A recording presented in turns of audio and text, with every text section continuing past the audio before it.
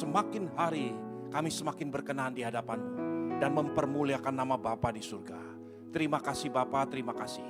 Di dalam nama Tuhan Yesus Kristus, semua yang percaya dan siap diberkati Tuhan, sama-sama katakan amin.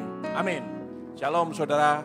Gak usah keluar dari bangku saudara, kasih tengok kiri kanan, katakan selamat datang, Tuhan Yesus memberkati. Berikan tepuk tangan sekali lagi buat tim Praise and Worship yang luar biasa. Saudara diberkati dengan puji-pujian dan penyembahan hari ini. Saya sangat diberkati dan saya menikmati dari tadi pujian penyembahan, dan saya rasakan betapa luar biasanya ada berada di dalam hadirat Tuhan. Saudaraku, hari ini kita akan masuk ke dalam satu seri yang baru untuk kita sama-sama belajar dan renungkan satu kebenaran firman Tuhan. Tema besarnya adalah musim penuaian. Ya. Hari ini kita akan masuk dalam kebenaran firman Tuhan ini, dan saya ajak saudara untuk melihat satu firman Tuhan yang terambil dari Lukas 22. Perhatikan Lukas 22 ayat 31 dan 32. Lukas 22 ayat 31 32. Silakan. Lukas 22 ayat 31, demikian firman Tuhan. Simon, Simon, lihat, iblis telah menuntut untuk menampi kamu seperti gandum. Tetapi aku telah berdoa untuk engkau, supaya imanmu jangan gugur. Dan engkau, jikalau engkau sudah insaf, kuatkanlah saudara-saudaramu. Amin. Amin. Saudaraku, perhatikan kembali lagi kebenaran firman Tuhan ini. Ini adalah perkataan yang Tuhan Yesus sendiri sampaikan kepada Simon Petrus. Saudaraku, dulu saya mengerti dan memahami kebenaran firman Tuhan ini seakan-akan seperti ini, gitu ya. Kita di antara semua anak-anak Tuhan atau seluruh masyarakat. Lalu terjadilah penampian. Ada yang tinggal, ada yang gugur. Yang gugur itu berarti yang terbuang atau orang-orang yang disingkirkan, gitu ya. Dan yang tinggal itu adalah orang-orang yang hidupnya berkenan di hadapan Tuhan. Dulu saya berpikir seperti itu. Berarti akan terjadi pemisahan antara kambing dengan domba. Yang kambing itu akan disingkirkan, yang domba akan tetap tinggal dalam wadahnya Tuhan. Gitu ya. Antara orang-orang benar dengan orang-orang fasik akan terjadi satu garis pemisah yang jelas. Ini orang benar, ini orang fasik. Saya berpikir seperti itu, sampai kemudian saya renungkan kembali apa yang Yesus katakan. Coba sekali lagi perlahan-lahan perhatikan apa yang dikatakan oleh firman Tuhan. Ayat 31, Simon, Simon, lihat, iblis telah menuntut untuk menampi kamu seperti gandum. Tetapi aku telah berdoa untuk kamu, supaya imanmu jangan gugur, dan jikalau engkau sudah insaf, kuatkanlah saudara-saudaramu. Saudaraku, saya ingin sampaikan, penampian itu akan terjadi bukan di antara kita semua, tetapi di dalam diri kita masing-masing. Sekali lagi, bukan cuma sekedar di antara kita nih, ditampi bersama-sama.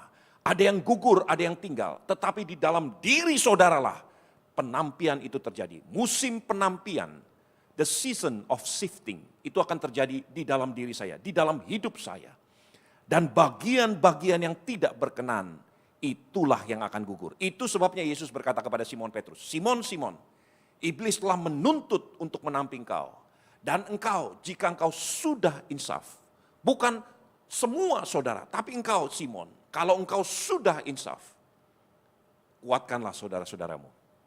Saudaraku, mungkin beberapa anak-anak muda sulit membayangkan apa arti penampian. Kita yang sudah lebih berumur, kita tahu pada zaman-zaman lalu, gitu ya, seorang ibu-ibu dengan cara tradisional melakukan penumbukan untuk beras atau gabah. Beras itu ditumbuk di dalam lumbung, ditumbuk supaya bulir-bulir beras terpisah dengan kulit-kulit beras, namanya merang ataupun sekam, gitu ya. Itu ditumbuk. Kemudian setelah ditumbuk masih bercampur antara bulir beras dengan sekam itu. Kemudian seorang ibu-ibu di daerah itu mulai melakukan penampian, diangkat-angkat, ditampi, dan sesekali waktu disemburkan nafasnya, ditiup supaya sekam itu jatuh dan bulir-bulir beras itu tetap ada di tempatnya, ditampah itu. Itulah yang disebut penampian. Dan Tuhan berkata kepada Simon Petrus, Simon, Simon, lihat, Iblis telah menuntut engkau untuk menampi. Dan kalau engkau sudah insaf, kuatkan saudara-saudaramu. Jadi sebetulnya yang firman Tuhan katakan tentang penampian, musim penampian, season of shifting, itu terjadi bukan sekedar di antara sekian banyak. Oh, yang ini akan selamat, yang ini tidak selamat, yang ini domba, yang ini kambing. Saudaraku, bukan cuma seperti itu. Tetapi di dalam diri saya sendirilah, di dalam diri Simon Petrus itulah terjadi satu penampian. Dan Tuhan sudah memperingatkan itu kepada Simon Petrus. Saudaraku, saya ingin sampaikan, setiap kita yang hadir di tempat ini atau yang mendengarkan firman Tuhan, termasuk saya, kita akan masuk atau mungkin sedang berada di dalam season of shifting, musim penampian ini. Saudaraku, musim penampian ini ada dua perkara yang saudara dan saya perlu ingat betul-betul. Yang pertama, musim penampian ini akan terjadi di dalam diri saya sendiri. Bukan cuma sekedar di antara kita, tetapi di dalam saya sendiri. Tuhan akan izinkan dan bawa saya masuk ke dalam musim penampian ini. Yang kedua, saya sendirilah yang harus hadapi musim itu. Saudaraku, perhatikan ayat yang ke-32 dari Lukas 22. Tetapi aku telah berdoa untuk engkau supaya imanmu jangan gugur. Saudaraku, yang berkata ini Tuhan Yesus. Seandainya, saudara bisa bayangkan, seandainya ada satu dari saudara yang naik pohon, naiknya bisa, turunnya nggak bisa. Begitu naik pohon, naik satu pohon mangga gitu ya, saudara ketakutan. Dan saudara gelantungan di salah satu batang pohon mangga itu. Kebetulan saya lewat di sebelah pohon itu. Kemudian saudara berteriak-teriak, Pak tolong supaya saya bisa turun dari pohon mangga ini. Kemudian saya berkata kepada saudara, baik, saya akan duduk di sini. Dan saya akan berdoa supaya kamu bisa turun. Saudara akan kepahitan enggak dengan saya? Kemungkinan besar saudara akan kecewa berat dengan saya. Macam mana? Ini gembala model apa seperti ini? Masa saya sedang kesusahan bergelantungan di atas pohon? Bukannya saya berusaha menolong saudara. Saya berkata, saya akan duduk di sini dan berdoa untuk kamu supaya kamu bisa turun. Saudaraku, seperti itulah yang Tuhan katakan kepada Simon Petrus. Simon, engkau akan ditampi, dituntut oleh iblis. And I will be here, pray for you. Aku akan ada di sini dan berdoa untuk engkau. Kenapa Tuhan berdoa? Kenapa enggak Tuhan selamatkan Simon dari penampian itu? Hal yang kedua yang saudara perlu ingat. Penampian itu you have to face it yourself. Saudara harus hadapi itu sendiri. Enggak bisa orang lain. You have to walk it. Harus jalani sendiri. Musim penampian itu terjadi buat diri saya. Musim penampian itu harus saya sendiri yang hadapi. Nah, ini satu prinsip yang saudara dan saya perlu betul-betul ingat. Jadi kalau saudara hari-hari ini atau nanti satu kali akan masuk setiap kita, anak-anak Tuhan pasti akan masuk ke dalam season of shifting ini. Musim penampian. Nah, saudaraku, dari kebenaran ini saya ingin ajak saudara untuk melihat dan masuk belajar dari satu firman Tuhan supaya saudara dan saya mengerti, memahami. Saudaraku, saya ingin ajak saudara untuk melihat, nanti kita akan lihat setelah ini. Dari satu pribadi, namanya Musa. Coba lihat dari Mazmur 103. Mazmur 103 ayat yang ke-7. Silakan. Mazmur 103 ayat yang ke-7. Ia telah memperkenalkan jalan-jalannya kepada Musa, perbuatan-perbuatannya kepada orang Israel. Saudaraku, perhatikan dua perkara yang dilantunkan di dalam salah satu pemazmur, dalam satu mazmur.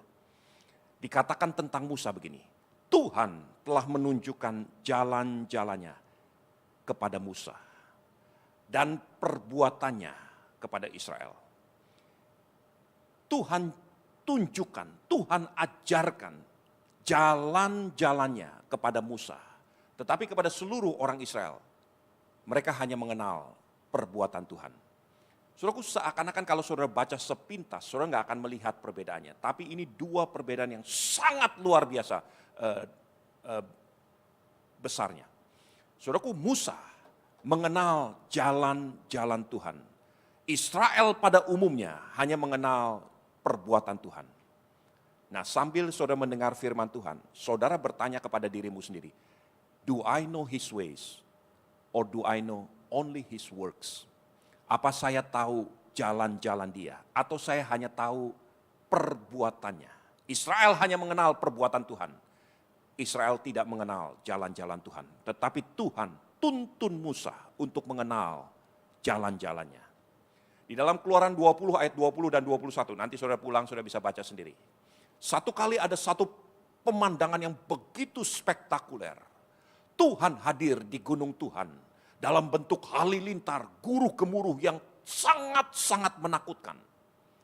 Lalu Musa berdiri dan berkata kepada seluruh orang Israel, jangan takut, sebab Tuhan mau berbicara. Israel seluruhnya ketakutan. Mereka bersembunyi karena mereka pikir Tuhan macam apa seperti ini. Tuhan yang berbicara dalam guntur badai, yang membelah bukit-bukit batu. Begitu dahsyatnya kehadiran Tuhan saat itu. Ketika semua orang Israel bersembunyi, melindungi dirinya, mereka berseru kepada Musa, Musa, engkau sendiri yang bicara, jangan kami, sebab kami pasti mati berhadapan dengan Tuhan yang seperti ini. Musa dengan tongkatnya, perlahan-lahan mendekati gunung itu. Dan Musa masuk ke dalam hadirat Tuhan. Israel bersembunyi ketakutan, Musa yang takut akan Tuhan, justru dia datang mendekati Tuhan. Kenapa bisa beda? Karena Musa mengenal jalan-jalan Tuhan. Israel hanya mengenal perbuatan-perbuatannya. Saudaraku, hari ini, setelah saudara masuk melalui musim penampian, saudara akan mengenal jalan-jalan Tuhan. Sehingga hidupmu akan berbeda total. Saya ajak saudara untuk betul-betul mengikuti firman Tuhan ini secara perlahan-lahan. Supaya betul-betul saya rindu setiap jemaat Tuhan sungguh-sungguh mengenal jalan-jalan Tuhan ini. Nah, saudaraku, saya ingin ajak saudara untuk memperhatikan satu kebenaran firman Tuhan ini. Hal yang pertama yang akan terjadi, dan hari ini kita hanya bahas satu saja. Hal yang pertama yang akan terjadi ketika saudara dan saya masuk ke dalam musim penampian. Akan terjadi yang namanya berguguran harapan-harapan lama. Gugurnya harapan-harapan lama itu tanda bahwa saudara sedang masuk ke dalam musim penampian. Saudaraku, kembali kepada Lukas 22 ya. Kita lihat tadi apa yang Yesus katakan kepada Simon Petrus. Saudara perhatikan Lukas 22, mundur beberapa ayat masih di dalam Lukas 22. Perhatikan ayat yang ke-24. Silakan. Lukas 22 ayat 24. Terjadilah juga pertengkaran di antara murid-murid Yesus. Siapakah yang dapat dianggap terbesar di antara mereka? Saudaraku, kalau saudara melihat dan mengamat-amati apa yang dikatakan oleh Yesus di ayat 31 dan 32. Simon, Simon, iblis telah menuntut untuk menampi engkau. Sebelum itu terjadi, Tuhan tahu Petrus akan masuk ke dalam musim penampian. Dan kenapa dia masuk dalam musim penampian? Sebab ada rencana Tuhan bahwa ada harapan-harapan lama yang harus gugur. Saudaraku, beberapa ayat sebelumnya, di meja makan sebelum Yesus datang ceritanya ya. Mereka sudah datang menunggu Yesus untuk makan malam bersama. Dan pada waktu makan malam bersama ini, makan malam terakhir bersama ini, sebelum Yesus datang, murid-muridnya bercakap-cakap satu sama lain. Saudara tahu apa yang mereka percakapkan? Who will be the best? Who shall be the greatest? Siapa yang akan menjadi paling bagus, paling hebat, paling besar di antara kita? Simon Petrus yang selalu mau tampil pertama, dia katakan pasti saya. Yohanes berkata nggak mungkin, pasti saya karena saya paling dekat dengan Tuhan. Dan kemudian Matius berkata saya paling pinter, saya paling tahu tentang mengatur ini, mengatur itu dan sebagainya. Semua merasa dia paling hebat. He will be the best, he will be the greatest. Saudaraku, semua mempercakapan ini. Sudah tahu, ternyata apa yang mereka harapkan itu sudah mendarah daging. Bukan hanya di antara 12 murid-murid, tetapi di seluruh orang-orang Israel. Pada waktu itu, Israel berada di bawah jajahan tentara Romawi. Mereka ditekan, mereka diperlakukan seenaknya. Mereka diperbudak dengan begitu kuatnya. Mereka dijadikan tontonan oleh tentara Romawi. Ada hal-hal yang peninggalan daripada kerajaan Romawi yang sampai hari ini kita sudah bisa melihat. Yang namanya Colosseum. Saudaraku, di Colosseum itu, di seperti arena istora gitu ya. Itu diadu manusia dengan singa, manusia dengan manusia. Diadu menjadi tontonan bagi tentara-tentara Romawi. Dan Israel merasa betul-betul dilecehkan, dihancurkan. Sepanjang tahun, sepanjang masa, bertahun-tahun mereka berdoa, Tuhan lepaskan kami. Kalau dulu nenek moyang kami berseru-seru kepada Tuhan di tanah Mesir, dan Tuhan kirimkan Musa sebagai juru selamat. Sekarang tolong kami. Tiba-tiba satu daripada keturunan Daud, anak Yusuf, namanya Yesus Kristus, datang dan dia mulai berbicara dengan otoritas daripada Tuhan. Semua Israel berpikir, inilah dia yang akan menegakkan kerajaan Israel atas nama Daud. Saudaraku, satu contoh. Ketika Tuhan Yesus sudah bangkit dari kematian, ada dua orang murid, yang satu namanya Kleopas, berjalan dari Emmaus menuju ke Yerusalem. Berjalan menuju ke Emmaus. Pada dalam perjalanan itu, Yesus tiba-tiba nyelip di antara mereka dan ikut nimbrung di dalam percakapan mereka. Mereka mulai bercakap-cakap satu sama lain. Yesus melihat air muka mereka begitu hancurnya, begitu putus harapan. Lalu Yesus bertanya, kenapa? Apa yang sedang kalian percakapkan? Mereka bertanya, apakah kamu satu-satunya orang baru di kota ini? Tidakkah kamu tahu berita yang paling heboh yang terdengar di kota ini? Apa berita yang paling heboh? Yesus yang adalah anak Daud, dia mati di kayu salib. Tadinya kami berpikir, tadinya kami berharap, dialah yang akan menegakkan kerajaan bagi Israel. Persis dikatakan seperti itu. Kami berharap dialah yang akan menegakkan kerajaan bagi Israel. Kemudian Yesus mulai bercakap-cakap dan sebagainya. Kita tahu singkat cerita, sampai tiba di Emmaus, Yesus memecah-mecahkan roti. Dan terceliklah mata mereka. Saudaraku, saya ingin sampaikan, ada satu perkara, di mana seluruh Israel, bukan hanya murid-murid, tapi terutama di antara murid-murid yang menyebarkan berita-berita, harapan yang ternyata palsu. Harapan yang disebarkan oleh murid-murid Tuhan, oleh para rasul adalah Yesus akan menegakkan kerajaan bagi Israel. Dan 12 muridnya akan menjadi 12 menteri utama. Sekarang kita sedang berlomba-lomba siapa dari 12 ini yang akan menjadi perdana menteri. Orang kedua setelah Yesus. Mereka berlomba-lomba untuk menampilkan dirinya. Who will be the best? Siapa yang akan menjadi nomor uno? Nomor satu setelah Yesus. Saudaraku, itulah harapan yang ada pada murid-muridnya. Di meja makan pada perjamuan terakhir, mereka bercakap-cakap, mempercakapkan, memperdebatkan, merebut, menunjukkan kualitas dan prestasi masing-masing. Bahwa sayalah yang paling berhak menjadi nomor satu. Sayalah yang akan menjadi terbesar setelah Yesus. Mereka semua menampilkan kurikulum vitae-nya satu sama lain untuk menunjukkan I am the best.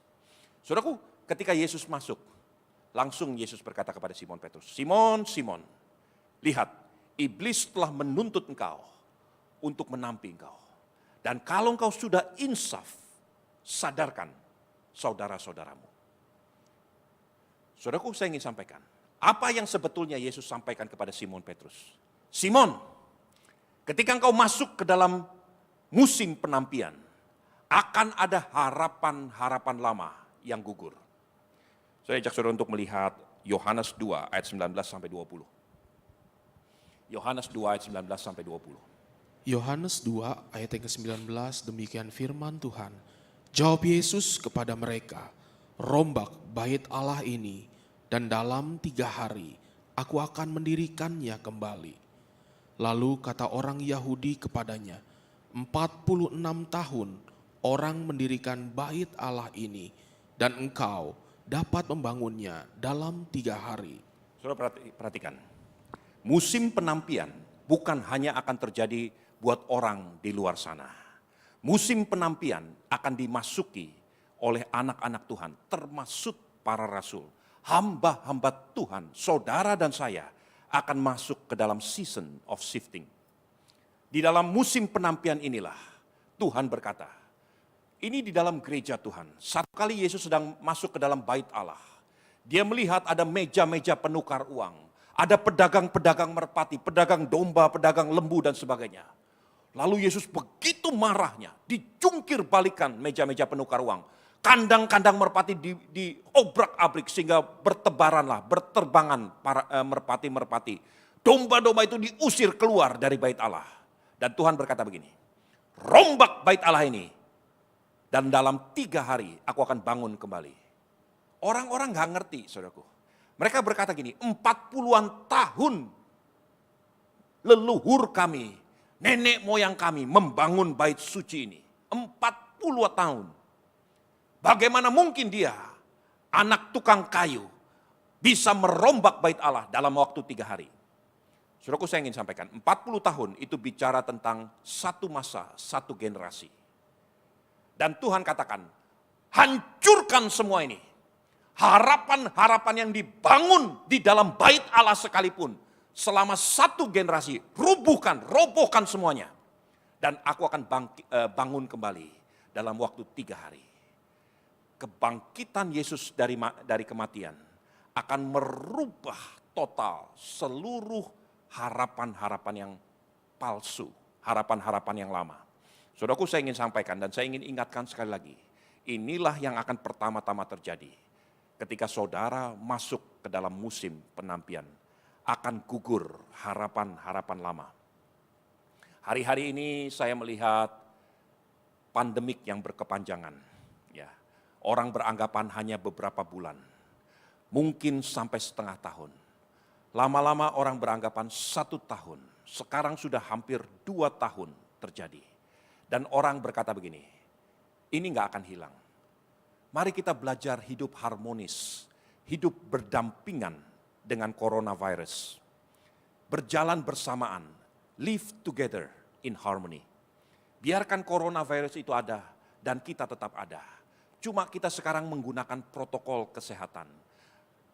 Terima vaksin, terima seperti ini, seperti ini.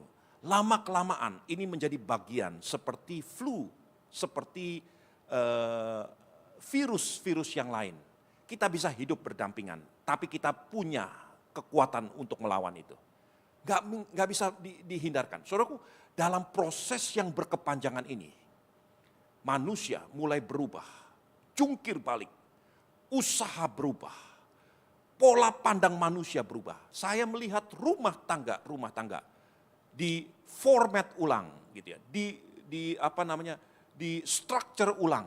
Karena apa? Ada harapan-harapan lama yang mulai gugur. Keluarga yang kehilangan suami, otomatis harapan saudara harus berubah.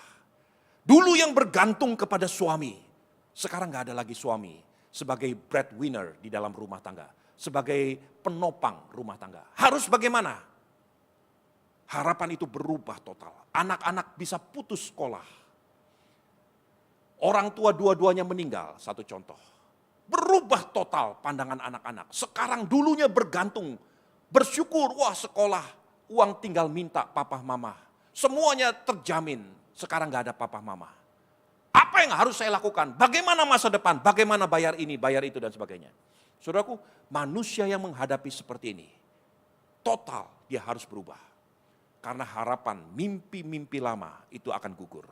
Saya menemukan dan saya melihat, walaupun mungkin keluarga saudara masih lengkap, tapi saya percaya banyak kita, termasuk saya, sedang berjalan pelan-pelan masuk ke dalam musim penampian hari-hari ini.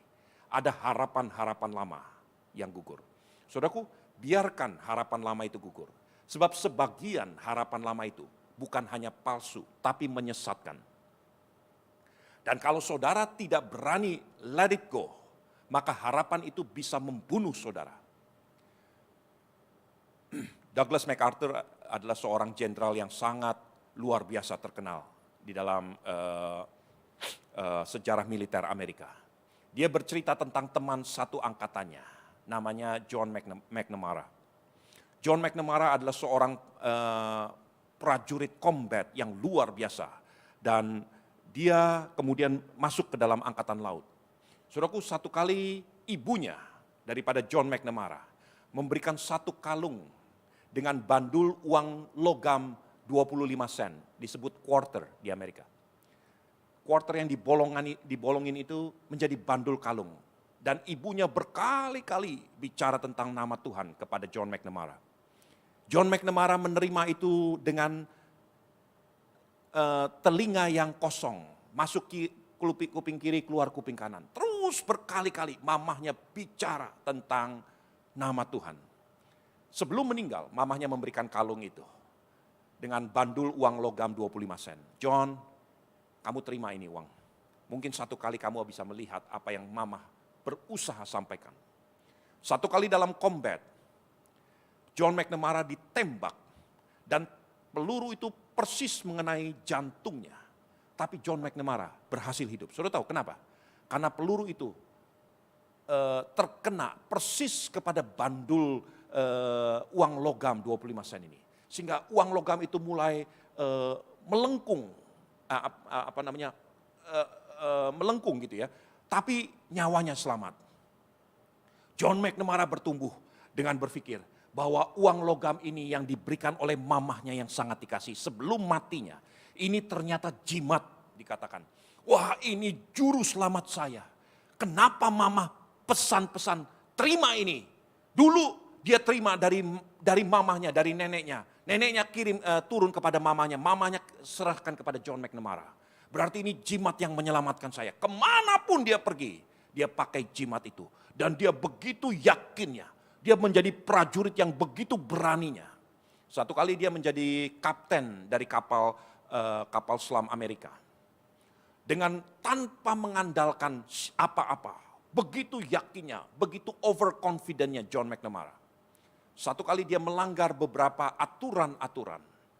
Singkat cerita, kapal selam yang dia kepalai itu ditembak oleh tentara-tentara musuh dan hancur total. Seluruh awak kapal termasuk John McNamara mati seketika di tempat itu, di dasar laut.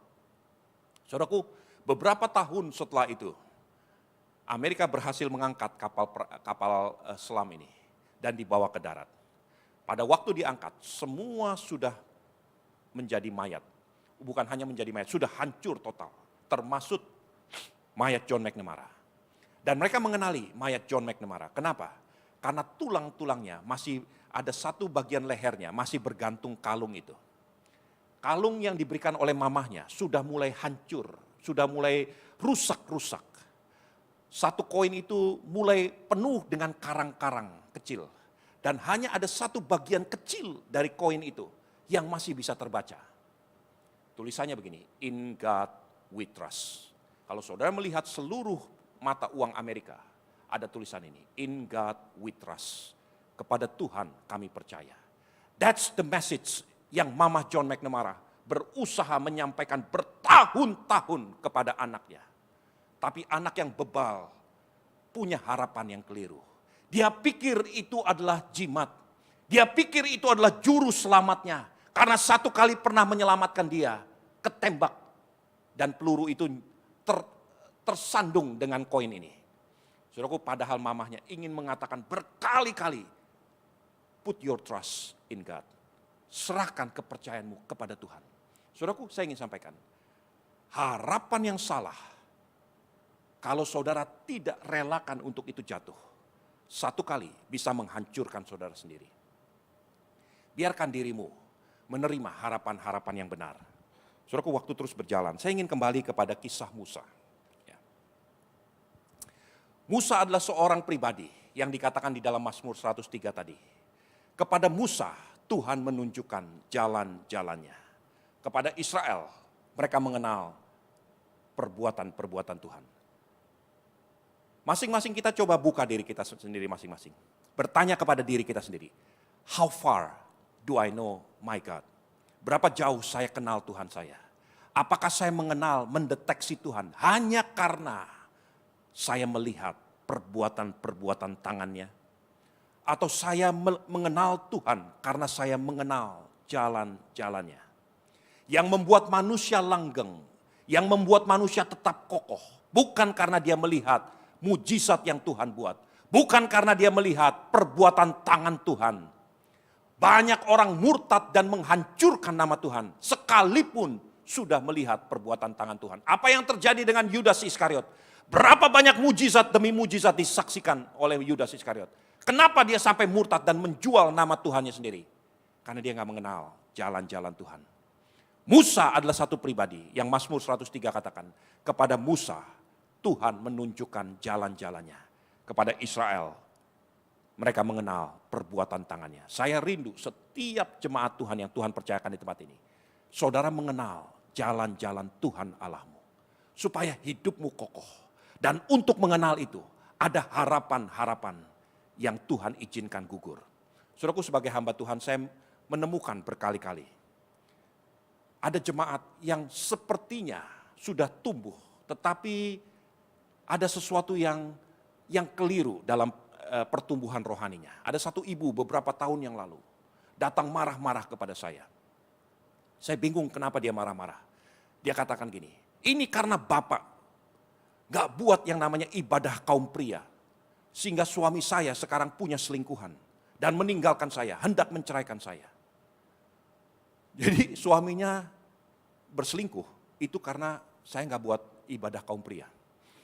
Saya bilang, ya saya gak kenal suaminya. Bahkan ketemu pun belum pernah. Setiap kali ibadah ke gereja yang datang cuma istrinya. Yang mana suaminya? Coba beberapa kali saya ajak untuk ketemu suami istri untuk makan malam atau makan siang. Supaya saya bisa bicara dengan dia. Tapi gak pernah mau suaminya datang. Saudaraku, orang bisa kecewa. Ketika harapan itu tidak tercapai. Orang kecewa dan paling mudah untuk menyalahkan orang lain. Itu hal yang sangat sederhana. Semua orang akan lakukan seperti itu. Karena itu bukti daripada kekerdilan karakter kita. Saudaraku, dalam proses perjalanannya, Musa adalah satu pribadi yang belajar mengenal jalan-jalan Tuhan. Tapi tidak secara tiba-tiba Musa mengenal jalan-jalan Tuhan. Saudaraku, saya ingin ajak saudara untuk melihat satu perkara. Bagaimana Musa berubah dari awal mulanya sampai kepada rencana penggenapan jalan Tuhan. Coba perhatikan Keluaran 4 ayat yang pertama. Keluaran 4 ayat yang pertama, demikian firman Tuhan. Lalu sahut Musa, bagaimana jika mereka tidak percaya kepadaku dan tidak mendengarkan perkataanku, melainkan berkata, Tuhan tidak menampakkan diri kepadamu. Coba saudara bayangkan dan perhatikan perlahan-lahan. Ketika Tuhan memberikan pesan kepada Musa, Musa, aku mau engkau memimpin umatku keluar dari tanah Mesir. Aku mau jadikan kau satu alat untuk rencana besar sepanjang sejarah. Musa berkata kepada Tuhan gini, bagaimana kalau mereka nggak mau dengerin saya? Bagaimana kalau mereka tidak percaya kepada saya? Bagaimana kalau mereka berkata, Tuhan tidak menyuruh saya? Saudara bisa lihat nafas aroma yang keluar dari mulut Musa. It's all about me. Bagaimana kalau saya nggak begini? Bagaimana kalau saya nggak diakui? Bagaimana kalau saya nggak dianggap? Bagaimana kalau saya tidak dipercaya? Bagaimana kalau saya hilang? Saudara mengerti? Inilah yang ada pada Musa. Tuhan berkali-kali bicara dan Musa nggak ngeh bahwa Tuhan sedang berperkara dalam hidupnya. Ada satu ego yang tampil di dalam diri Musa dan tanpa dia sadari, nafasnya itu mencerminkan betapa egoisnya Musa. Orang seperti ini pun bisa dipakai Tuhan. Dan Tuhan berkata, Tuhan, Musa, aku akan pakai engkau, aku akan lakukan begini, aku akan terus Musa ngeyel di hadapan Tuhan. Bagaimana kalau mereka nggak percaya kepada saya? Bagaimana kalau saya direndahkan? Bagaimana kalau saya diginikan? Bagaimana kalau saya begitu? Dan sebagainya, dan sebagainya. Semua yang di pikiran Musa adalah saya. Padahal bukan tentang Musa. It's all about him. Semua tentang Tuhan. Tuhan yang akan berjalan di depan Musa. Tuhan yang akan berperkara melalui hidup Musa. Sampai Tuhan katakan, Musa, apa yang kamu pegang? Lemparkan ke tanah. Itu jadi ular. Pegang lagi. Itu jadi tongkat. Disebut tongkat Allah. Aku yang akan buat. It's not you. Bukan engkau yang akan lakukan. Mereka percaya atau tidak percaya kepada engkau. Mereka sebetulnya sedang mengutak-atik aku, kata Tuhan. Dan Musa belum mengerti. Selama 40 tahun, Musa berjalan bersama dengan Tuhan. Dan Musa mulai mengenal jalan-jalan Tuhan. Melalui musim penampian di padang gurun, Musa mulai digojlok terus oleh Tuhan. Dan Tuhan izinkan Musa terus menerus ditampi. Sampai berguguranlah semua harapan-harapan yang tidak berkenan. Sampai satu kali, pada ujung satu percikan, satu kerikil yang terakhir pecah dari Musa. Coba lihat. Ulangan 3 ayat 23 sampai 29. Nah, saya ajak saudara untuk perhatikan pelan-pelan sekali. Ulangan 3 ayat 23 sampai 29. Silakan. Ulangan 3, judul perikop, Musa tidak diperkenankan memasuki tanah Kanaan. Ayat yang ke-23, juga pada waktu itu aku mohon kasih karunia daripada Tuhan. Demikian, ya Tuhan Allah, Engkau telah mulai memperlihatkan kepada hamba-Mu ini kebesaran-Mu dan tangan-Mu yang kuat. Sebab Allah manakah di langit dan di bumi yang dapat melakukan perbuatan perkasa seperti Engkau. Biarlah aku menyeberang dan melihat negeri yang baik yang di seberang sungai Yordan, tanah pegunungan yang baik itu dan gunung Libanon. Tetapi Tuhan murka terhadap aku oleh karena kamu dan tidaklah mendengarkan permohonanku. Tuhan berfirman kepadaku, cukup, jangan lagi bicarakan perkara itu dengan aku. Naiklah ke puncak gunung Pisga dan layangkanlah pandangmu ke barat, ke utara, ke selatan, dan ke timur, dan lihatlah baik-baik, sebab sungai Yordan ini tidak akan kau seberangi. Dan berilah perintah kepada Yosua, kuatkan dan teguhkanlah hatinya, sebab dialah yang akan menyeberang di depan bangsa ini, dan dialah yang akan memimpin mereka sampai mereka memiliki negeri yang akan kau lihat itu. Demikianlah kita tinggal di lembah di tentangan Bet Peor. Amin. Saudara perhatikan, seorang yang 40 tahun menyerahkan hidupnya hanya sekedar untuk memenuhi tujuan Tuhan. Memimpin Israel, Musa yang tadinya sedang enak-enak di istana Firaun, sebagai anak daripada Firaun. Begitu mewahnya, begitu megahnya. Sekarang karena panggilan Tuhan, dia berjalan di padang gurun. Dengan kasutnya yang kena debu, dengan makan seadanya, minum seadanya. Tiap hari digojlok oleh jutaan orang-orang Israel yang tegar tengkuk. Dituntut ini, dituntut itu. Dikata-katai oleh orang-orang sekitarnya sendiri. Oleh Miriam, oleh Harun. 40 tahun dijungkir balikan, digocoh betul-betul. Ditampi satu persatu merang-merang itu. Sekam-sekam yang tidak berguna, berguguran. Harapan-harapan yang tidak berguna, berguguran dari Musa. Sekarang dia pada di hari terakhir, di penghujungnya. Dia melihat tanah Kanaan. Dia pernah lakukan satu kesalahan. Sederhana sekali. Dia ambil tongkat dipukul batu. Bukan dipukul kambing, apalagi orang. Saudaraku. Batu dipukul oleh tongkatnya. Dan karena kesalahan ini, Tuhan katakan, Musa, lihat ke kanan, lihat ke barat, ke timur, ke selatan, ke utara. Tapi hanya lihat. Dan engkau tidak akan pernah menginjakkan kaki ke sana. Engkau tidak akan masuk ke sana. Musa berlutut di hadapan Tuhan. Oh please God, izinkanlah aku masuk mencicipi betapa manisnya air yang ada di tanah Kanaan. Mencicipi madu yang katanya manis di tanah Kanaan. Biarkan aku mencicipi buah-buah delima yang tumbuh subur di tanah Kanaan. Dan Tuhan katakan, cukup Musa, jangan bicara lagi dengan aku. Hal seperti ini, coba saudara bayangkan. Kalau Tuhan berkata seperti itu, begitu emosinya Tuhan, begitu marahnya Tuhan. Hanya karena Musa merendahkan diri. Mohon masuk ke tanah Kanaan. Dan Tuhan katakan cukup, jangan bicara lagi hal ini kepadaku. Pada saat itu, harapan Musa yang terakhir gugur. Dan Musa menyerahkan tongkat itu kepada Yosua. Dia mengurapi Yosua. Alkitab mencatat begini, waktu saya ada di Gunung Nebo, tour guide berkata gini, kami tidak pernah menemukan, tidak seorang pun, bahkan orang Israel tidak tahu di mana Musa dikuburkan. Saya tanya, kenapa kamu tahu kalian tidak bisa menemukan di mana kuburan Musa? Karena Alkitab berkata gini, Tuhan sendiri yang menguburkan Musa. Dianggap terlalu penting hamba Tuhan ini. Sampai tangan Tuhan mengotori sekali lagi dengan debu dan tanah. Digalinya kubur itu, dikuburnya mayat Musa. Hanya Tuhan yang tahu, dan bahkan Alkitab mencatat seperti itu.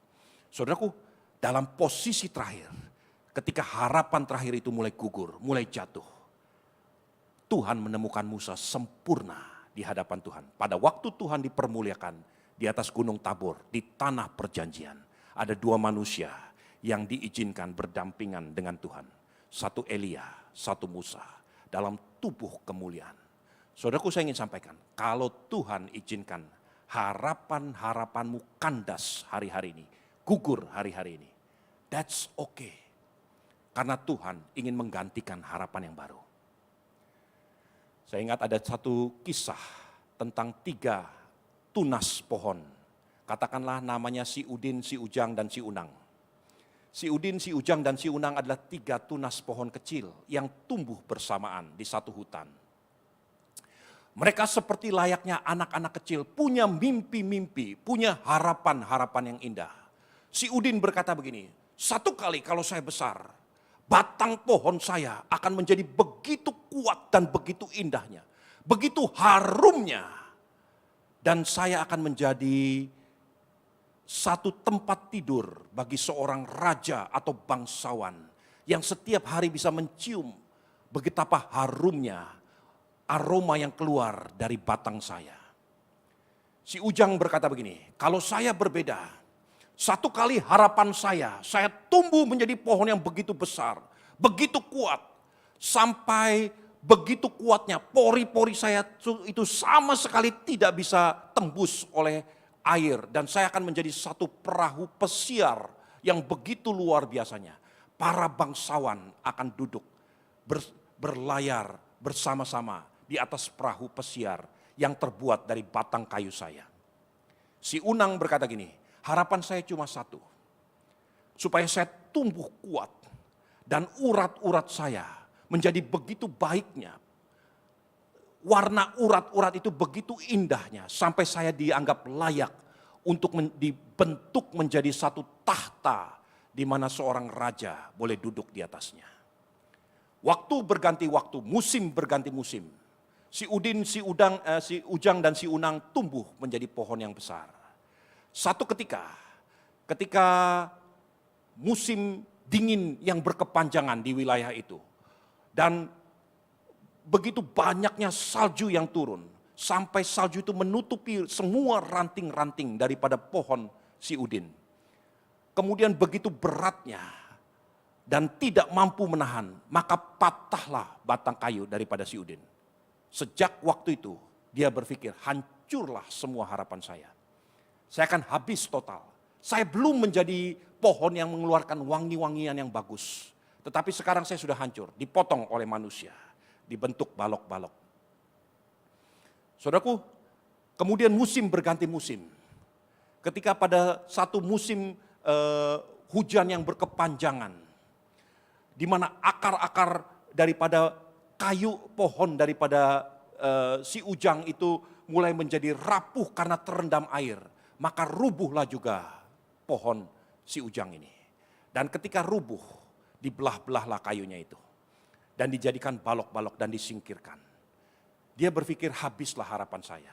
Saya belum menjadi kayu pohon yang kokoh, yang bisa menampung semua pori-pori yang rapat tertutup sehingga bisa mengusir semua resapan air. Sekarang dia menjadi kayu biasa yang terbuang sia-sia. Si Unang terus bertahan sampai satu ketika musim panas yang berkepanjangan membuat dia tidak mampu menyerap lagi air daripada tanah. Lama-kelamaan keringlah pohon itu, dan pada satu hembusan angin patahlah batang kayu si Unang. Dan dia pun menyesal karena sekarang harapannya untuk menjadi satu bangku, satu tahta yang istimewa akan hilang. Karena urat-uratnya belum sempurna, warna kayunya belum sempurna, dia tidak cantik, tidak semarak. Pada satu ketika orang melihat batang kayu si Udin yang sudah melengkung karena menahan salju yang begitu banyak dan dipotong-potong. Orang melihat lama-kelamaan mulai rapuh dan tidak berguna. Lalu dikerok tengah-tengah batang kayu itu, dijadikan tempat makan hewan. Sampai pada satu ketika, satu malam, ada seorang pasangan suami istri datang ke kota itu. Dan mereka tidak menemukan tempat tinggal. Lalu ditemukan ada satu tempat makan hewan yang disebut palungan. Di situ mereka mulai menutupi dengan jerami-jerami. Tapi bukan untuk makan hewan. Di situ dibaringkan seorang raja besar. Raja di atas segala raja. Namanya Yesus Kristus. Pada saat itulah berbisiklah Tuhan kepada si Udin. Sekarang kau tahu, harapan yang lama itu gugur. Bukan bangsawan yang akan tidur di atas tempat kayumu. Tetapi Tuhan pencipta langit dan bumi. Raja segala raja, dialah yang dibaringkan tidur di atas kayu ini. Si Ujang mulai berpikir satu kali, harapan saya tidak akan menjadi seperti itu. Pada satu ketika, karena semakin lama kayu itu makin kering, dipotong-potong menjadi papan-papan, dibentuklah menjadi kapal nelayan. Tidak ada gunanya, berbau amis, berbau busuk, diinjak-injak oleh nelayan-nelayan yang tidak berpendidikan, tidak tahu banyak hal. Bukan bangsawan yang berlayar dengan kapal pesiar, tetapi nelayan-nelayan. Sampai satu ketika di senja hari, ketika angin sepoi-sepoi, datanglah seorang dari Nazaret dan berkata kepada pemilik kapal ini, Simon, izinkan aku naik ke atas kapal ini. Dan aku berlayar sedikit, supaya dari atas kapal ini, aku memberitakan satu kabar sukacita, yang sepanjang zaman tidak pernah lagi ada kabar sebesar kabar ini. Barulah si Ujang sadar bahwa yang duduk, yang berdiri di atasnya adalah Raja besar, pencipta langit dan bumi. Dia sedang mengabarkan firman Tuhan dari atas perahu Simon Petrus. Si Unang bertahan sampai satu ketika, tidak ada baiknya dari batang-batang kayu ini, dipotong menjadi balok-balok. Dibiarkan kena hujan, kena panas, semakin hari semakin kasar permukaan batangnya. Sampai satu ketika seorang narapidana, seorang yang sudah dilucuti, yang akan dihukum mati, dipecuti berlumuran darah, disuruh memikul kayu ini. Tidak ada gunanya. Sekarang habis harapan si Unang, karena dia tidak akan pernah menjadi tahta untuk duduknya seorang raja besar. Dan kayu itu dibuat menjadi salib.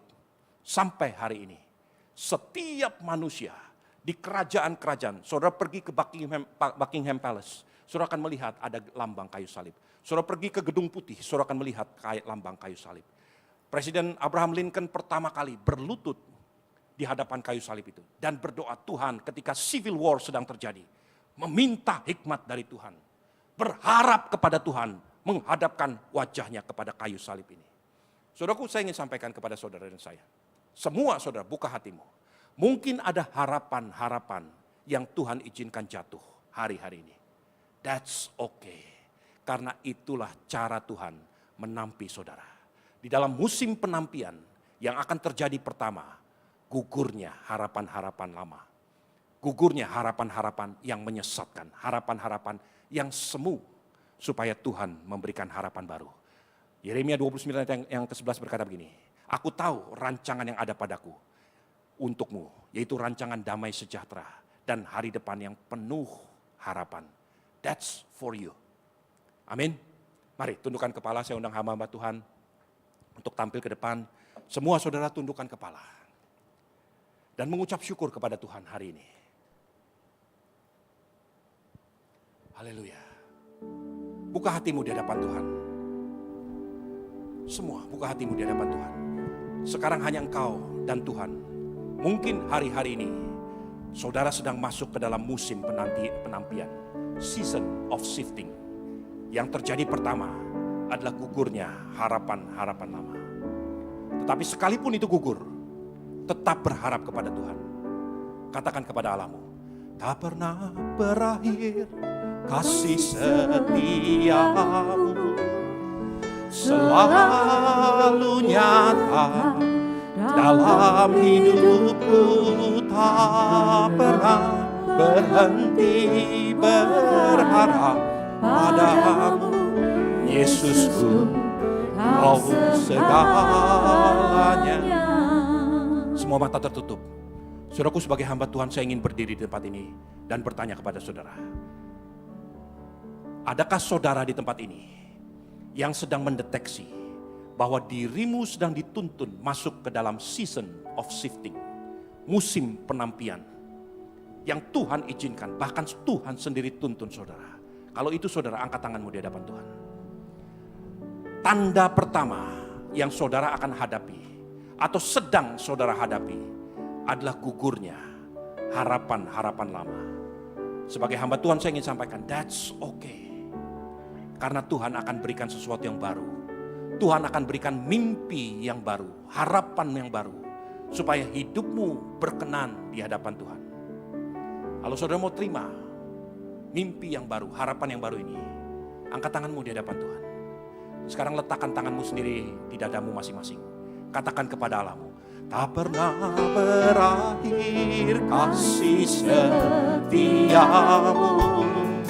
selalu nyata dalam hidupku, tak pernah berhenti berharap padamu, Yesusku.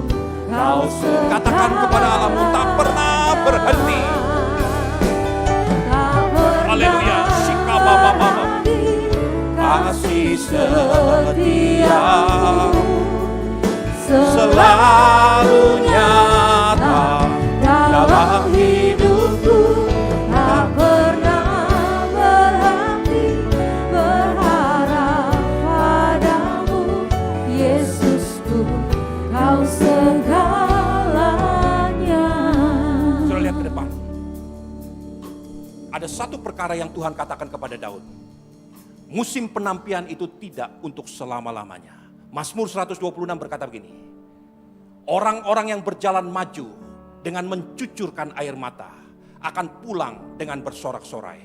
Orang yang berjalan maju dengan berjalan mundur dengan menaburkan benih, dia akan kembali dengan membawa berkas-berkasnya dengan penuh sorak-sorai. Musim penantian akan satu kali berakhir dan diganti dengan musim sorak-sorai. Saudaraku, saya sebagai hamba Tuhan, saya ingin sampaikan kepada saudara, tidak untuk selama-lamanya. Saudara akan terus ditampi, tapi satu kali saudara akan masuk ke dalam musim sorak-sorai. Tak pernah berakhir kasih setiamu. Mari bangkit berdiri semua saudara. Lu nyata dalam hidupku, tak pernah berhenti berharap padamu. Semua angkat tanganmu di hadapan Tuhan, katakan tak pernah berakhir. Haleluya, mengucap syukur kepada Tuhan Allah. Tak pernah berakhir kasih setiamu, selalu nyata dalam hidupku. Haleluya. Biar apakah saudara berharap padamu, Yesusku, Kau segalanya. Tuhan, hamba berdoa untuk setiap tangan yang ditumpang di dada masing-masing. Tuhan berikan kekuatan baru. Biarkan gugur harapan-harapan lama. Tetapi Tuhan berikan mimpi-mimpi harapan yang baru Tuhan. Tuhan lawat umat-Mu hari ini Tuhan Yesus. Teguhkan iman percaya mereka. Sebab supaya mereka tidak pernah gugur. Di dalam nama Tuhan Yesus Kristus. Kalau engkau berdoa bagi Simon Petrus. Dan Tuhan ubahkan Simon Petrus menjadi batu penjuru yang luar biasa kokohnya. Tuhan juga mampu memberikan harapan-harapan baru pada umat-Mu di tempat ini. Dalam nama Tuhan Yesus Kristus. Terima kasih Bapa, terima kasih. Mari kita satukan hati kita untuk berdoa Bapa kami. Bapa kami yang ada di surga, dikuduskanlah nama-Mu. Datanglah kerajaan-Mu, jadilah kehendak-Mu di bumi seperti di surga. Berikanlah kami pada hari ini makanan kami yang secukupnya. Dan ampunilah kami akan kesalahan kami, sama seperti kami juga mengampuni orang yang bersalah kepada kami. Dan janganlah membawa kami ke dalam pencobaan, melainkan lepaskanlah kami daripada yang jahat, karena Engkaulah yang mempunyai kerajaan dan kuasa dan kemuliaan sampai selama-lamanya. Tak pernah berakhir kasih setiamu, selalu nyata dalam hidupku. Tak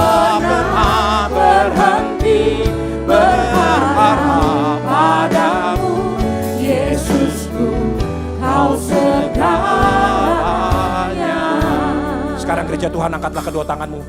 Pulanglah, terimalah harapan baru dari Tuhan Allahmu. Hidupmu tidak akan pernah sia-sia. Sekalipun Tuhan izinkan kau masuk ke dalam musim penampian, Tuhan Allahmu tidak pernah meninggalkan kau. Engkau akan keluar sebagai pemenang. Engkau akan melihat sama seperti seorang penabur yang kembali dengan penuh sorak-sorai. Hidupmu akan penuh dengan berkat Tuhan. Tuhan akan nyatakan kehadirannya dalam hidupmu mulai hari ini sampai selama-lamanya. Di dalam nama Tuhan Yesus Kristus, semua yang percaya dan sudah diberkati sama-sama katakan amin, amin.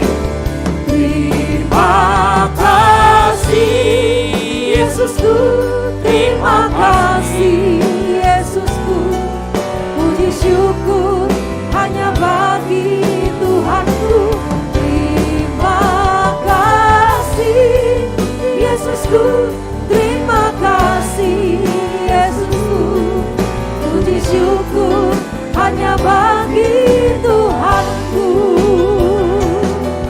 Puji syukur hanya bagi Tuhanku. Puji syukur